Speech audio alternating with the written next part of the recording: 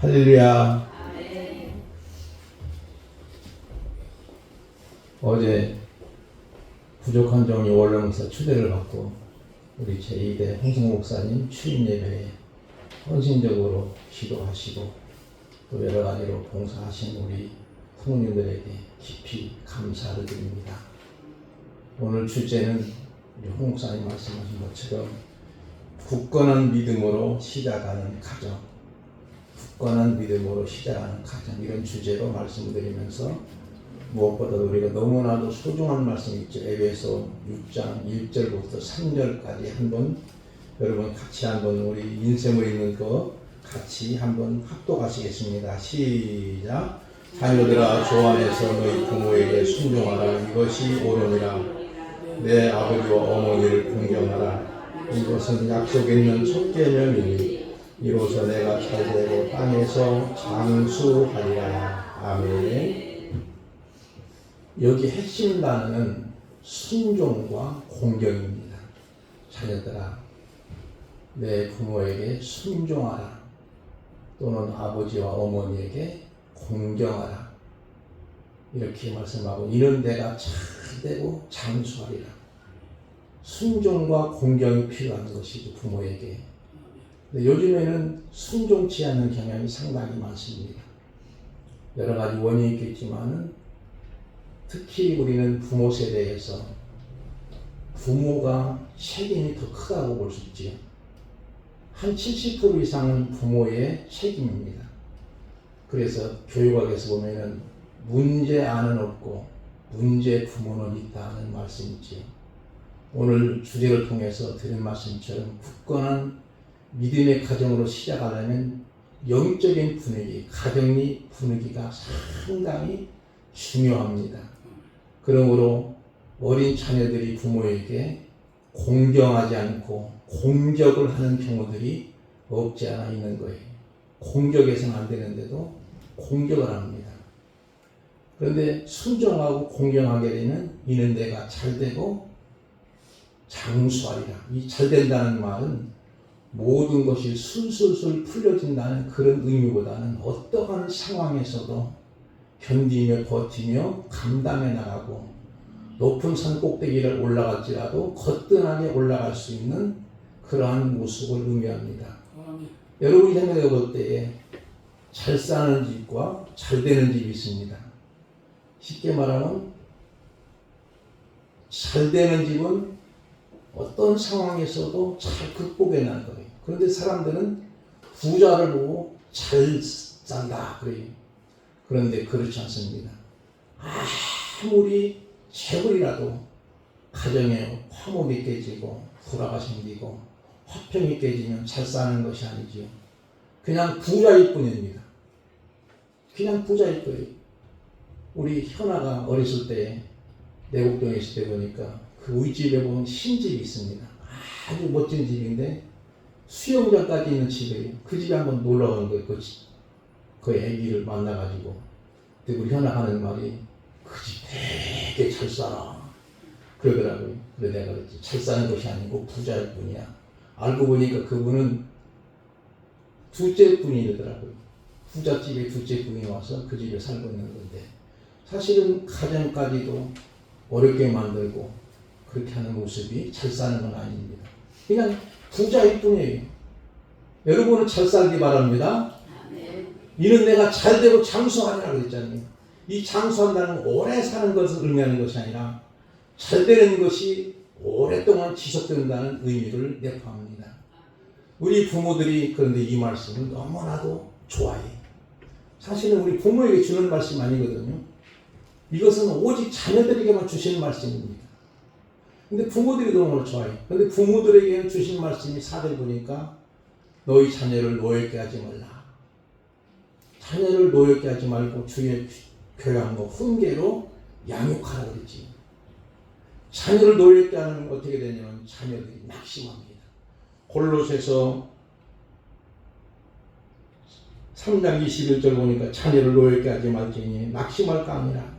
그러니까 자녀를 노엽게 하는 것은 자녀들이 낙심하게 되면, 낭망하게 되면, 절망하게 되면, 좌절에 빠지게 되면 자녀들이 비전을 잃어버려요. 그래서 우리 자녀들이 때로는 부모에게 원망하고 불평할 수가 있는 거예요. 하여튼 주의 교양과 훈계로 양육하는 것이 가장 이상적인 방법인 줄 믿으시기를 바랍니다. 오늘 본문으로 말씀을 들어가겠습니다. 5절 말씀을 한번 우리 다 같이 여러분만 읽어주시면 고맙겠습니다.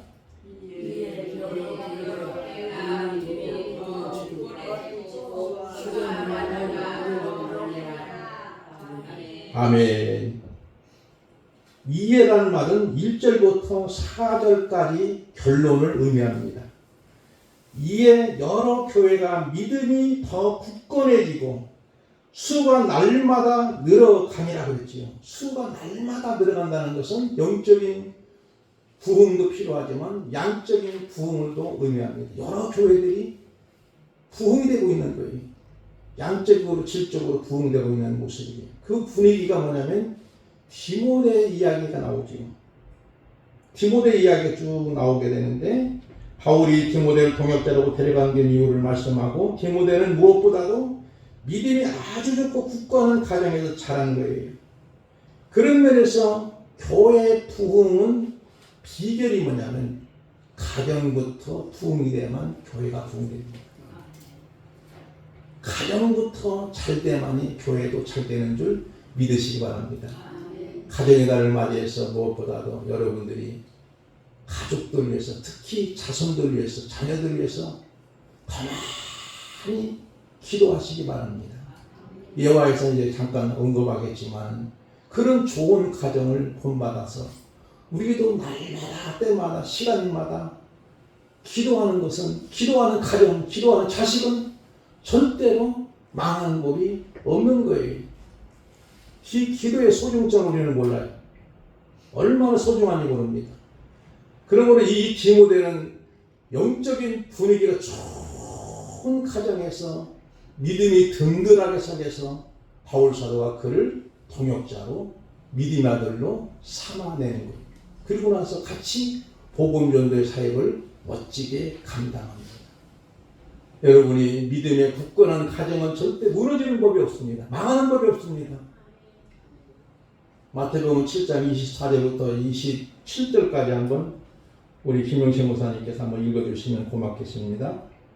그러므로 누구든지 나의 이 말을 듣고 행하는 자는 그 집을 반석에 지은 지혜로운 사람 같으니 비가 내리고 창수가 나고 바람이 불어 그 집에 부딪히되 무너지지 아니하나니 이는 죽주를 반석에 놓은 까닭이요 나의 이 말을 듣고 행하지 아니하는 자는 그 집을 모래 위에 지은 어리석은 사람 같으리니 비가 내리고 장수가 나고 바람이 불어 그 집에 부딪히매 무너져 그 무너짐이 심함이라. 아멘. 우리가 너무나도 잘 아는 말씀이지요. 모래 위에 있는 집과 반석 위에 집이 있지요. 우리 모두가 말씀을 바탕한 집을 짓게 되면 비바람이 몰아치고 창수가 터지고 태풍이 몰아쳐도 무너지지 않는다고 그랬지요. 그게 바로 말씀의 반석 위에 세워지는 거예요. 그러나 모래 땅에 지은 집은 비가 내리고 창수가 터지고 비바람이 몰아치면 쉽게 무너지고 마는 거예요. 그러므로 우리 가정들이 가장 소중한 것은 뭘까요? 말씀 교육이 얼마나 소중한지, 주의 교양과 훈계로 양육하는 것이 얼마나 소중한지를 보여주고 있습니다. 그러나 믿음이 열악한 현상은 어떤 것일까요? 인력거 신자. 누가 끌어와야만 교회 나옵니다. 집사님, 오늘 주일날이야. 교회 가야지. 예, 갈게요. 근데 안 왔어. 그래서 다시 권사님이 전화를 해보니까 누가 손님 온다고 해서 못 왔네요. 죄송해요. 다음 주에 갈게요. 근데 다음 주에도 또 안 오는 거예요. 여러 번 오면 오시는 거예요. 그분들은 신앙이 안 크는 거예요. 인력거 신자예요. 그 다음에 나팔거 신자가 있습니다. 기분이 좋으면 잘 나와. 기분이 안 좋으면 저녁 굶은 시모 같아. 그러면 기분이 안 좋으면 안 나오는 거예요. 그런 안타까운 모습이에요. 그러면서 불평하고 남을 원망하고 그러다 보면 결국은 가난한 교인이 되고 말이에요. 가난한 교인은 거꾸로 안 나가 교인입니다. 안 나가 교인. 가난한 교인이 되고 말이에요.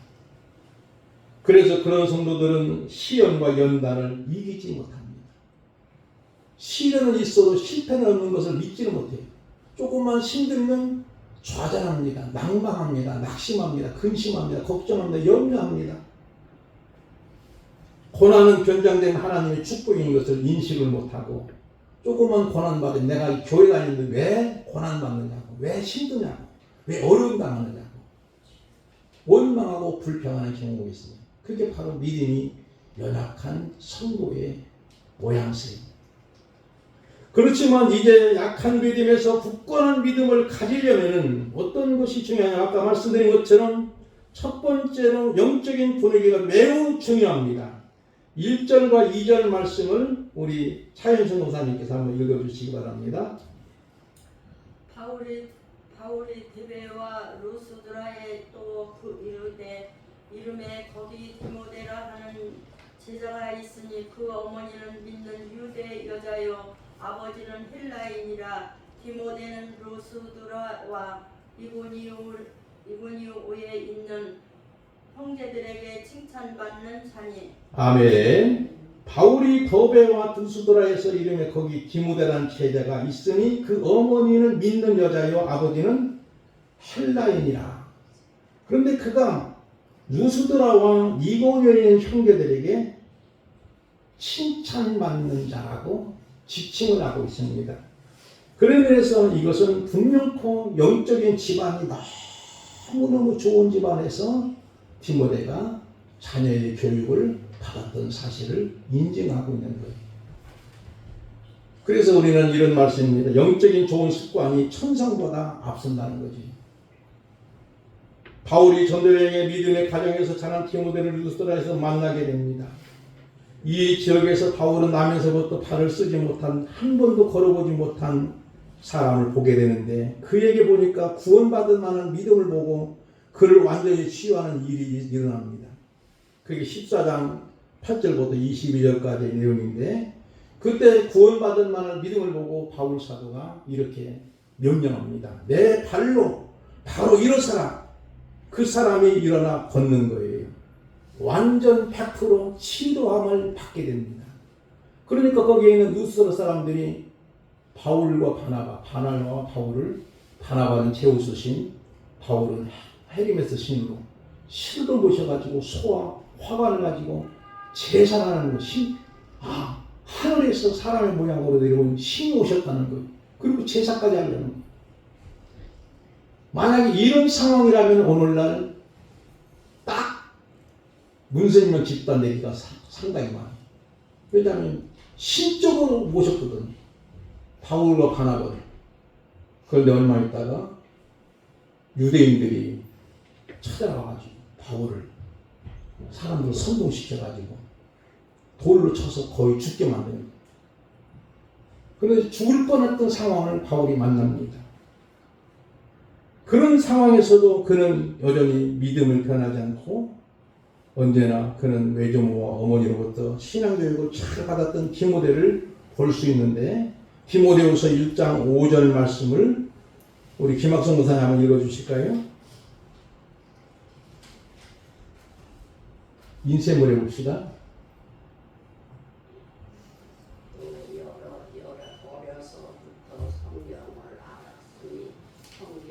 아니 디모데후서 1장 5절.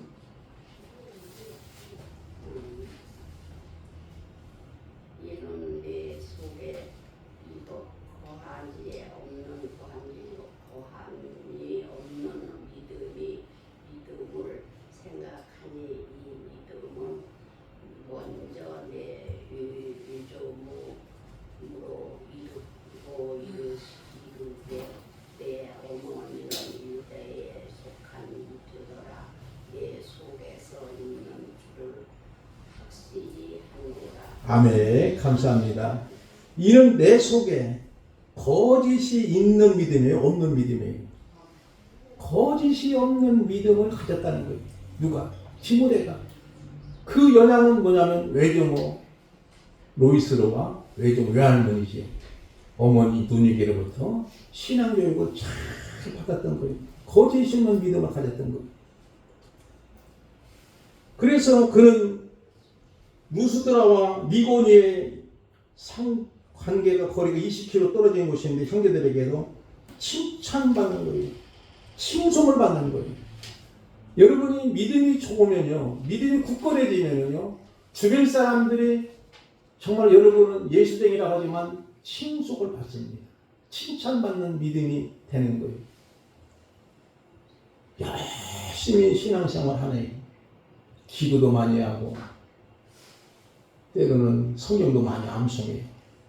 그런데 문제는 뭐냐면 주변 사람들이 나 저 사람 싫어. 가까이 싫어. 왜 그럴까요? 교만해서 그래요. 성경을 아는 만큼 실천해 하야만이 사람들이 칭찬받는 것인데 성경을 많이 한다고 폼을 내는 거예요. 어떤 분은 자기는 기도를 많이 한다는 거예요. 한 번 기도 시작하면 7시간 논다는 거예요. 그런데 그 사람은 싫어. 왜냐하면 집사님은 집사님 기도하고 뭐래? 기도 좀 많이 해? 이렇게 하는 거예요. 그러면 왠지 모르게 싫어하는 거예요. 아니, 저분이 기도했더니 저렇게 은혜를 받네. 하나님의 영광을 보내. 하나님으로부터 복을 받는다고 하는 자연스러운 선한 영향력이 끼치면은 사람들이 가까이 하고, 그분 때문에 나사로 때문에 많은 유대인이 가서 예수님을 믿은 것처럼 예수님을 믿게 되는 역사가 일어나게 되는 줄 믿습니다. 디모데는 어려서부터 성경을 배웠다고 디모데후서 3장 15절, 16절, 17절 말씀 우리 합독하시길, 아니 교독합니다. 제가 먼저 15절 봅니다. 또 어려서부터 성경을 알았나니 성경은 능히 너로 하여금 그리스도 예수 안에 있는 믿음으로 말미암아 구원에 이르는 지혜가 있게 하느니라.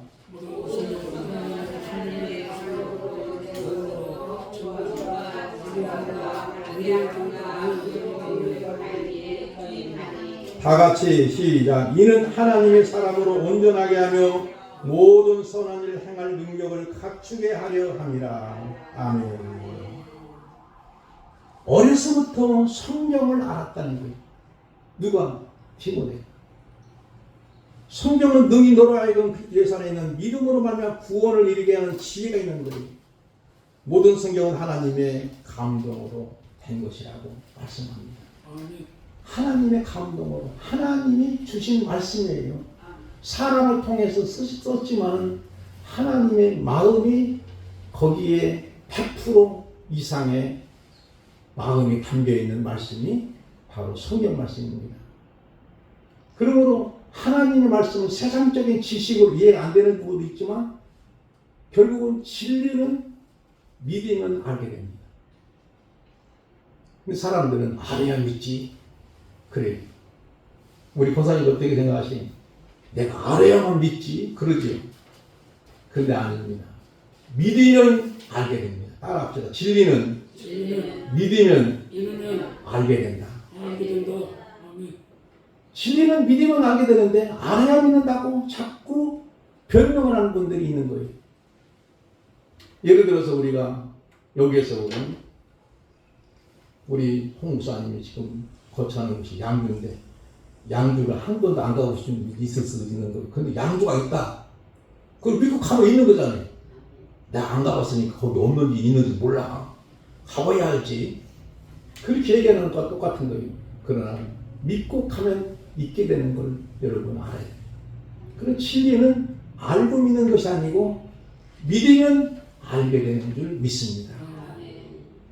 그래서 구원에 이르는 지혜를 있게 하게 되고 성경은 모든 하나님의 감동을 내는 것, 교훈과 책망과 바르게 하는 의로 교육하기 유익하니 이는 하나님의 사람으로, 하나님의 멋진 사람으로, 하나님의 걸작품으로 온전하게 하며 모든 선한 일을 행할 능력을 갖추게 하느니라.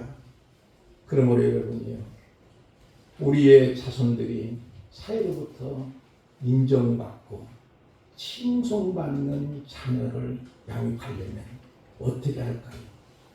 가정부터예요. 가정에서 칭찬받아요. 가정부터입니다.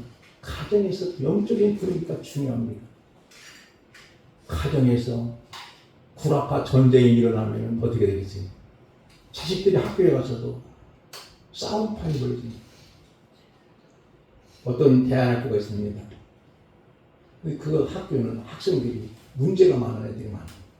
어떤 문제냐면 심지어는 교도소 왔다 갔다 하는 애들도 있고 소년 왔다 갔다 하는 애들도 있고 야구방 먹여 선생님을 막 때리는 학생도 있었고 그리고 담배 피는 건 이도 아닌 그런 일도 있었고 근데 그 학교가 점점 달라지는 거예요. 이 대한학교가. 그리고 알고 보니까는 경비 아저씨의 영향력이 많은 거예요. 그 경비 아저씨는 어떤 분이냐면 그 학교에 교장 선생님으로 계시다가 은퇴를 하시고 나서 경비로 취직을 한 거예요. 그러면 학생들을 마주면 학생들 자주 보자. 그러면 학생들에게 참 다정다감하게 야 오늘 어떻게 지냈니? 잘 지냈냐? 공부는 괜찮았어? 또 잘 잤니? 이런 식으로 다정다감한 이야기를 하면서 아이들이 점점 변하면서 학교가 새로워지는 거예요. 한 사람의 경비 아저씨, 교장 선생님 출신의 그분을 통해서 학교 분위기가 좋아지는 것처럼 우리의 가정 분위기가 좋아지면 우리의 자녀들이 이 사회에서 칭송받는 자녀가 되는 줄 믿으시기 바랍니다. 그래서 여러분요, 가정에서 부부싸움은 금물입니다.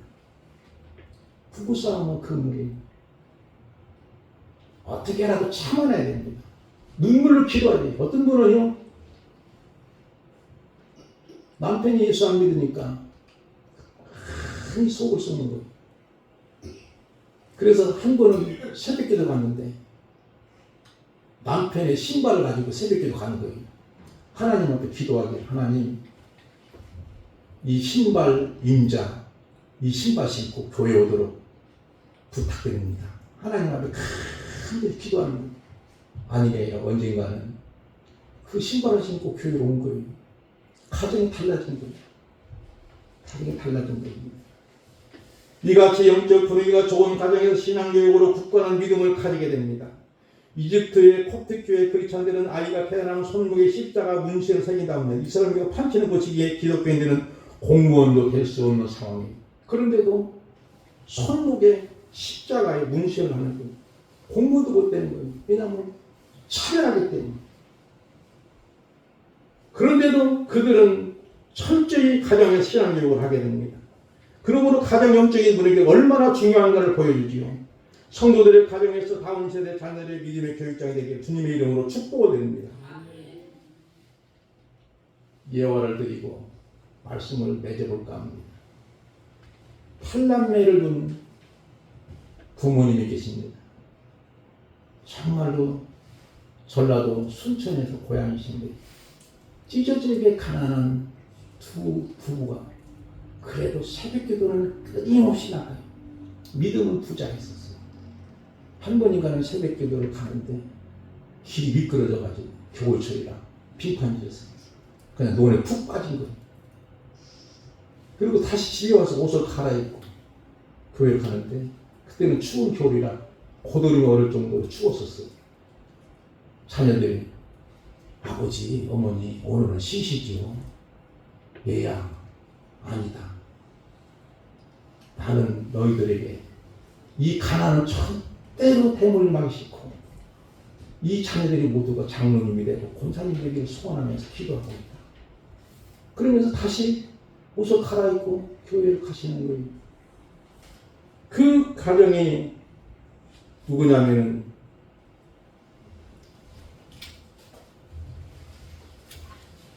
법무부 장관이었고 국정원장이었던 김승규 장로님의 부모이셨어요. 그리고 한 분은 14대, 15대 국회의원이 됐고 한 명은 미션스쿨의 교장선생님이 됐고 두 명은 탄탄한 기업이 됐고 딸들은 모두가 권사님이 됩니다. 이 8남매의 물론 부모는 김웅선 장로님이고 박영용 권사님인데 모두 전남 순천 매산학교의 동창이며 김명규 장로가 전 총동문회장이지. 추석에 보면 이 가족들이 전부 고향에 내려가서 성산에서 예배를 드린답니다. 보통 100명이 넘을 정도로 모여가지고 같이 예배 드리니까 순례길이나 마찬가지.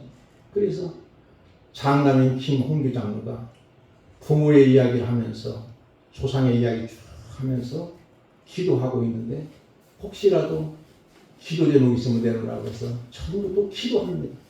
그리고 주일날이 되면 만약에 그 지역에 가서 예배드리고 헌금도 푸짐하게 하고 그리고 또 특성도 부르주고 온다는 거예요. 이런 정말로 좋은 과정인데 그 김우선 장로님의 부모가 기도한 대로 그대로 응답되는 거예요. 그 부모의 신앙심이 자녀들에게는 각인되는 거예요. 엄청나게 각인되니까 그들이 곁길로 안다는 거지. 그리고 장로님이 다 되고 권사님이 다 되고 후손들이 지금도 살아있으면서도 해마다 추석이면 성산에 가서 같이 예배를 드린답니다. 그런 좋은 과정이죠. 여러분, 그래서 어떤 면에서 우리가 이 장로님의 가르침은 뭐냐면 가정들에게 수없이 베개 홀른 부모로부터 수없이 들려온 성경구절이 있는데 한번 여러분이요 갈라디아 6장 7절 말씀을 보겠습니다.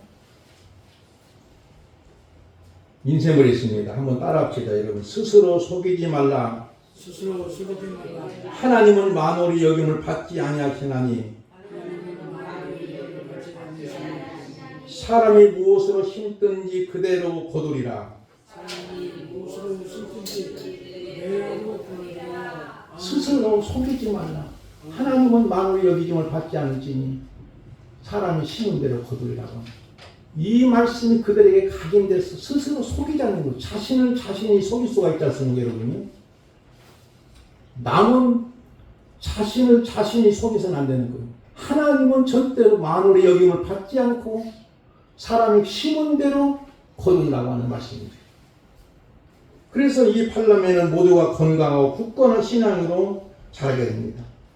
그러면서 그분이 자녀들에게 언제든지 첫 번째는 하루를 기도로 시작하라. 기도는 영과 육과 온몸이 건강을 위해서 기도하라. 두 번째는 큰 비전을 가져라. 눈앞에 있는 유익을 취할 것이 아니라 멀리 내다보라.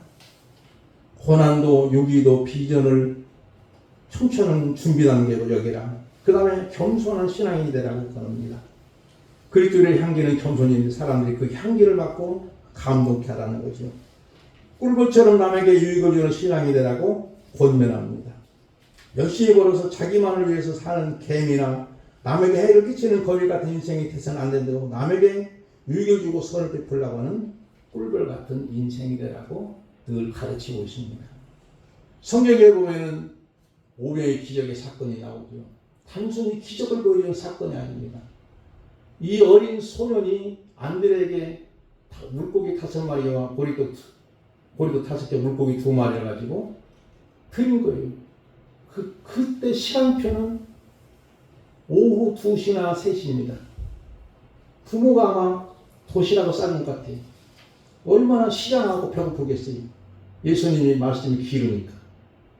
그런데도 먹을 것이 없다는 걸 또 자기 있는 걸 전부를 내놓으니까 그걸 가지고 예수님은 축사하시고 5,000명, 장정만 5,000명 먹고도 12광주리가 남았다는 건데 이 어린 소년이 드리는 것은 5,000명을 먹여 살리는 거예요.